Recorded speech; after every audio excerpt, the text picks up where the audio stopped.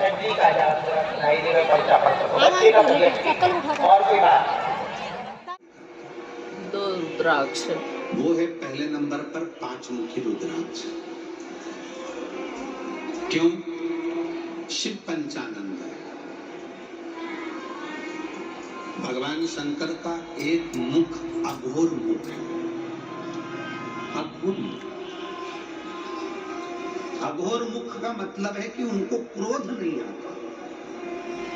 अघोर मुख का मतलब है कि वो शांत स्वरूप है। कर्पूर गौरम करुणा तारम संसार सारम भुजगेन्द्रहारम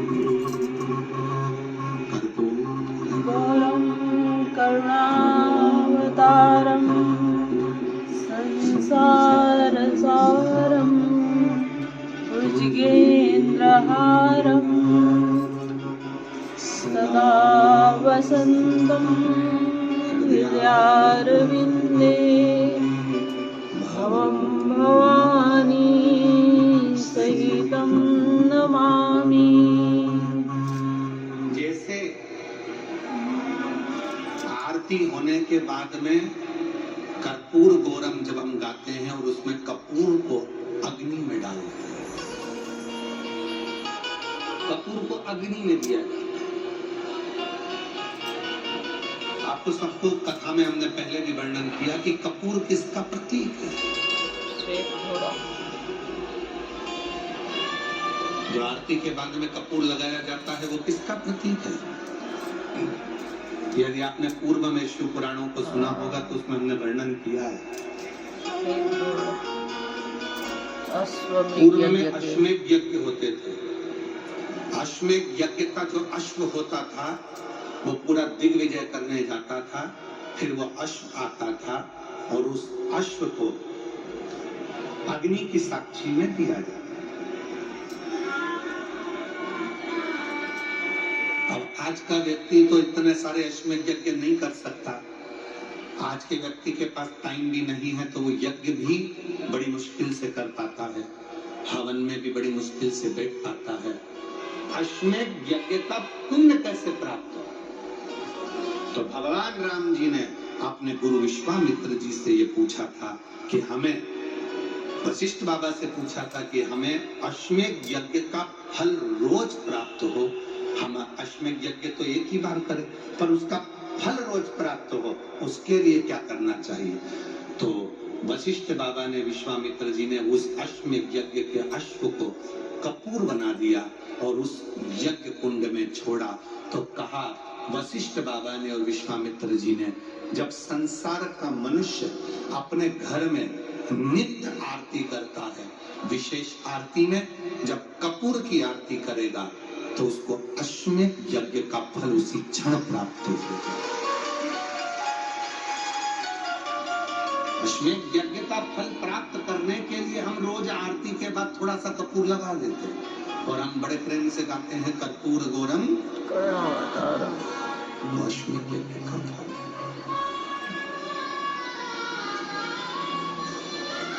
हमारे सनातन धर्म में जितनी भी चीजें होती हैं कोई साधारण नहीं है।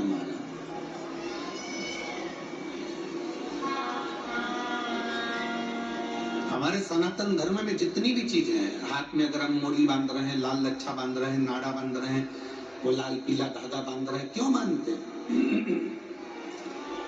किस लिए बांधा जाता है?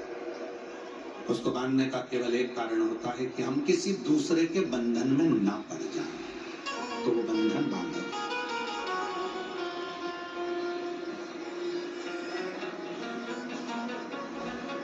हमारे सनातन धर्म में माताएं तिलक लगाती हैं, बिंदी लगाती हैं, मांग भरती हैं। ब्रह्मांड के मध्य बिंदु में एक सूर्य रेखा होती है। सूर्य रेखा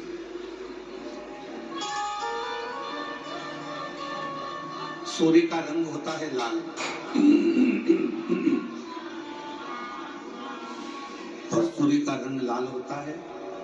सिंदूर, मांग में भरने वाला कुंकू लाल होता है, लाल कलर। जब माताएं अपने मांग में सिंदूर भरती हैं, लाल रंग का कुंकू या सिंदूरा मांग में भरती हैं, तो उनकी सूर्य रेखा प्रबल हो जाती है।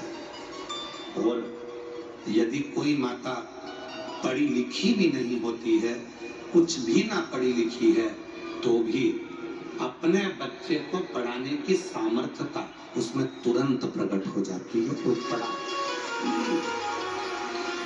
छोटू भाई, पहले के समय में माता इतनी पढ़ी नहीं होती थी। जो बुजुर्ग माता हैं वो इतनी पढ़ी नहीं होती, पर अपने बच्चे को ज्ञान पूरा देते,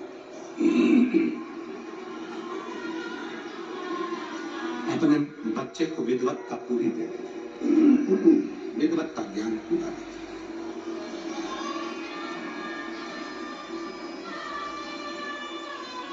लगाना, मांग भर लेना, मंगल सूत्र धारण कर लेना। शादी के समय पर मंगल सूत्र गले में पहनाया जाता है। क्यों पहनाते हैं मंगल सूत्र? क्योंकि उस मंगल सूत्र में कुछ दाने काले होते हैं, कुछ दाने पीले होते हैं, कुछ दाने सोने के होते हैं पीले कलर के, कुछ काले कलर के, और बीच में एक छोटा सा पेंडिल हो जाता है मंगल सूत्र। वो मंगल सूत्र शादी के मंडप में लड़का लड़की को इसलिए पहनाता है कि इस मंगल सूत्र को तुम देख लो, जैसा ये मंगल सूत्र है वैसा ही हमारा जीवन रहेगा। कुछ दिन काले रहेंगे तो कुछ दिन पीले रहेंगे, कुछ दिन सुख के रहेंगे तो कुछ दिन दुख के रहेंगे। पर चिंता मत करना, ये सुख और दुख के दिनों में जब हम पूर्ण तरह से निकल जाएंगे तब आखिरी में एक पेंडिल आता है। उसी तरह फिर हमारी जिंदगी में एक आनंद का दिन जरूर आएगा। वो दिन जरूर आएगा। वो जो रुद्राक्ष जो दुख को, तकलीफ को, कष्ट को, रोग को, बीमारी को, तकलीफों को मिटा दो, वो दो रुद्राक्ष। पहले नंबर का रुद्राक्ष है कितने मुखी? 5 जम के बोलो। 5 मुखी। और दूसरे नंबर का रुद्राक्ष का वर्णन किया गया 7 मुखी। 7 मुखी। कौन सा रुद्राक्ष? 7 मुखी। पहला है 5 मुखी, दूसरा है 7 मुखी। ये दोनों भगवान पंचमुखी जो रुद्राक्ष है उसमें से एक शिव जी का मुख है अघोर मुख।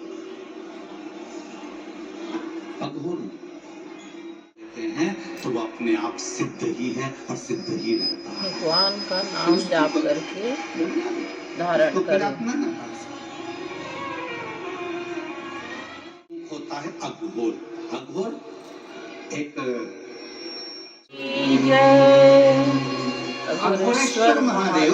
तो यहाँ जो रुद्राक्ष की महत्वता चल रही है, 5 मुखी रुद्राक्ष में जो 5 मुख होते हैं उसमें से एक मुख अघोर का होता है। इसीलिए शिव महापुराण में आप लोग स्मरण करें हैं ये रुद्राक्ष की महत्वता। आप जब भी सीहोर का रुद्राक्ष आपको मिलता है, कोई 5 मुखी मिलता है, कोई 7 मुखी मिलता है, कोई 4 मुखी मिलता है, वो अघोर शीतलता देता है, शांति देता है। डॉक्टर ने कहा है कि इनका बाईपास कराना है या इनका हार्ट कम काम कर रहा है। आप डॉक्टर का इलाज करवाते रहें, टेबलेट खाते रहें, दवाइयां खाते रहें, जांचें कराते रहें, मना नहीं है, क्योंकि डॉक्टर भी शिव का एक रूप होते हैं। उनके कहे अनुसार करें, पर साथ में एक काम और चालू कर दो। मान लो कल बाईपास होना है, कल ऑपरेशन होना है, आज से ही एक बेलपत्री शिव जी पे चढ़ाएं और बेलपत्री की डंडी, चाहे आप कहां खड़े हैं, बस जहां आप खड़े हैं, बेलपत्री की जो डंडी है उस डंडी का मुख अपनी ओर रखना और अघोरेश्वर महादेव के नाम से 5 बार जल उस बेलपत्री पर, शिवलिंग पर चढ़ाएं।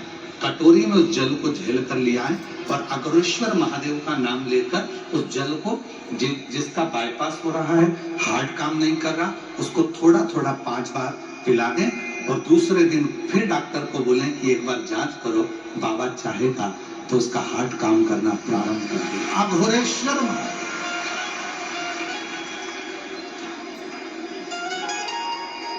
हमारी नौकरी नहीं लग रही है, हमारी नौकरी नहीं लग रही है, हमारी नौकरी नहीं लग रही है, तो मेहनत को 4 गुना बढ़ा।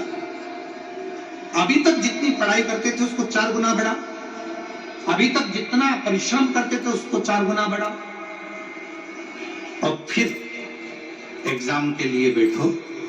तो मेरा निवेदन है,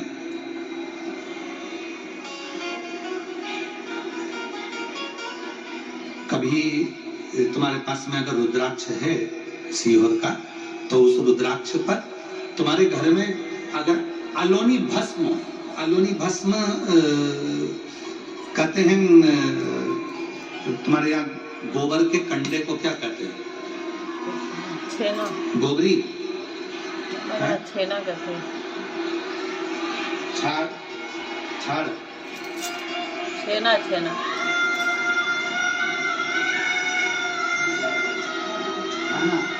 तो गुजरात में उसको छाना बोलते हैं, और महाराष्ट्र में गोबरी कहते हैं, हमारे उधर कंडा कहते हैं। ठीक है, तो जो गाय का गोबर होता है तो वो उसको हाथ से थपा हुआ नहीं, गाय ने गोबर किया, नीचे गिरा, सूखा हुआ गोबर का कंडा जो होता है उसको जलाकर भस्म बनाकर कपड़े से छानकर उसको डब्बी में रख लेते हैं।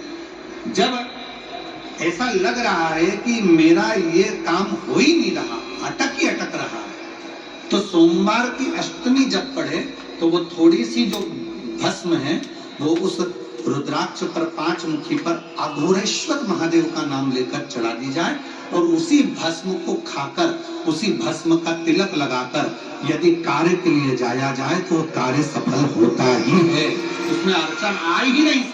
को कष्ट को, अड़चन को समाप्त करते हैं। उसमें 5 मुखी में भी इसलिए मूल है क्योंकि उसमें अघोर भगवान शिव का एक मुख जुड़ा, अघोरेश्वर। और दूसरा है 7 मुखी रुद्राक्ष। फिर 4 मुखी का भी वर्णन आता है, इस रुद्राक्षों का स्मरण किया है।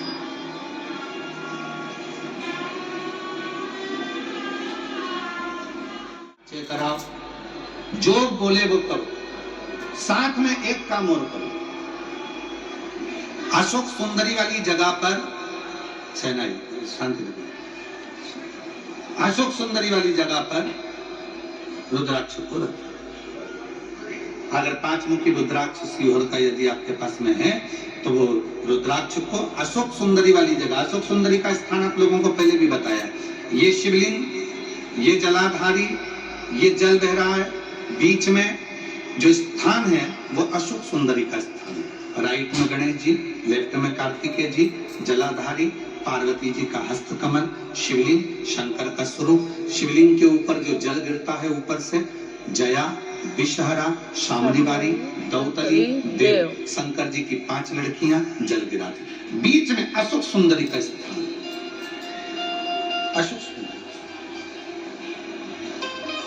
अशोक सुंदरी वाले स्थान पर रुद्राक्ष को रखकर 5 दुर्गा अघोरेश्वर महादेव का नाम लेकर प्रदोष की प्रदोष समर्पित करें, उन 5 दुर्गा को लेकर आ जाएं, और 5 समय ऐसा निकाल लें सुबह से लेकर शाम तक के बीच में कि मुझे इन 5 दुर्गा को एक एक कर धीरे धीरे चबा कर खाना है। उसको खाना प्रारंभ कर लें।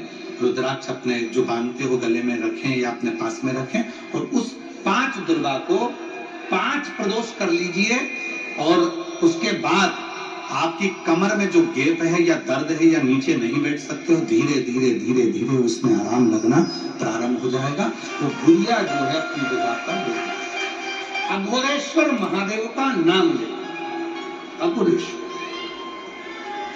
मेरी जीजियों, कथा जीजाओं, मेरी बेटियों, बेटाओं, मेरे बुजुर्ग माता पिता, ध्यान रखना।